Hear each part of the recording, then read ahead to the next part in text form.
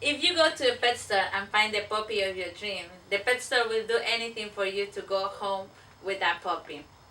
The pet store will offer you finance, will offer you discount, and they will even convince you that your puppy comes from a fine pedigree. 4 years ago, I bought my puppy from a pet store. In my mind, I thought she came from a happy family with her mom and her brothers and sisters, with love and care that she needed. But the truth might be she spent her first weeks in a puppy mill. Puppy mills, the business that mistreats and neglects dogs. Puppy mills need to be terminated to end the suffering that dogs and puppies go through in silence. Today you will learn what puppy mills are, how they operate, and what we can do as a society to end them. I did some research and I found out some interesting facts and information about puppy mills.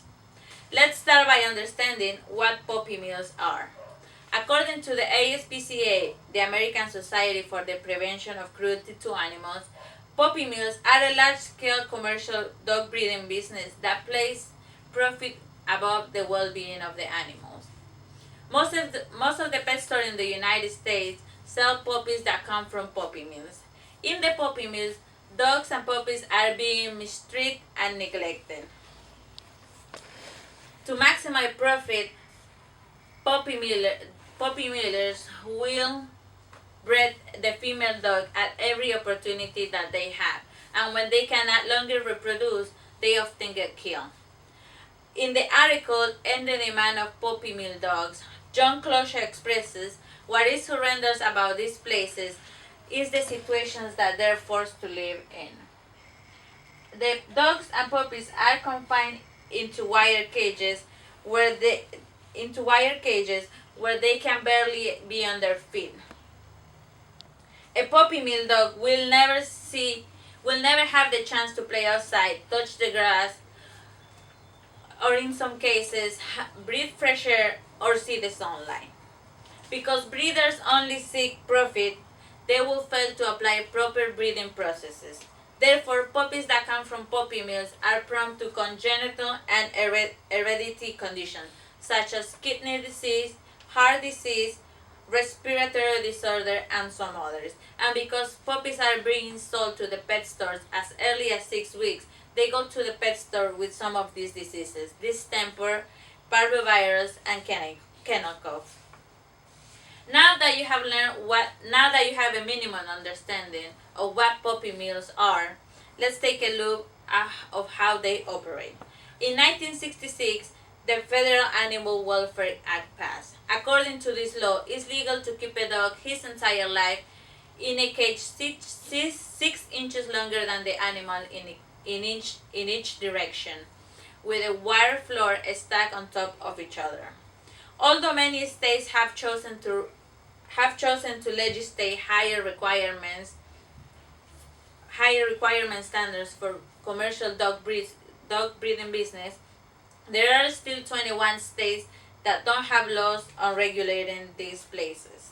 Puppy millers take advantage of these inefficient laws, and they can go from having five breeding adult dogs to 1,000.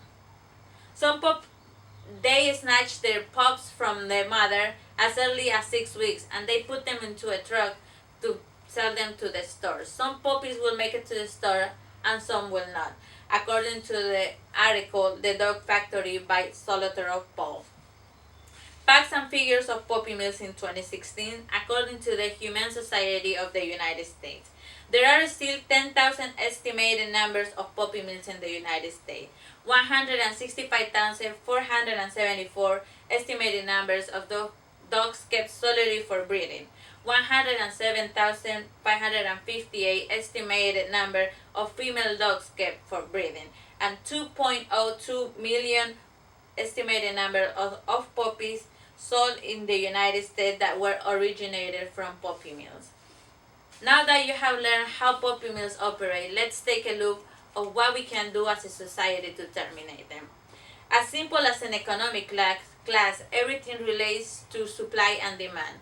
To end puppy mills, we need to stop buying from pet stores, online sites that look credible, and instead by adopting from shelters or rescue groups. And if you really want a pure breed dog, buy from a responsible breeder.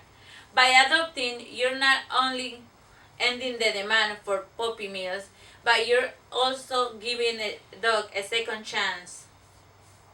And buying from a responsible breeder means that the breeder cares on the animals and he provides the care and love that they need. Now that you have learned some of the horrors that puppy mills represent, you have learned what the horrors that puppy mills represent. You have learned what puppy mills are, how they operate, and what we can do to terminate them. I hope my speech make an impact on you. And next time, when you think about buying a puppy from a pet store or an online sign, you think about a puppy mill. And instead of buying from a pet store, you adopt a dog from a shelter or a rescue group.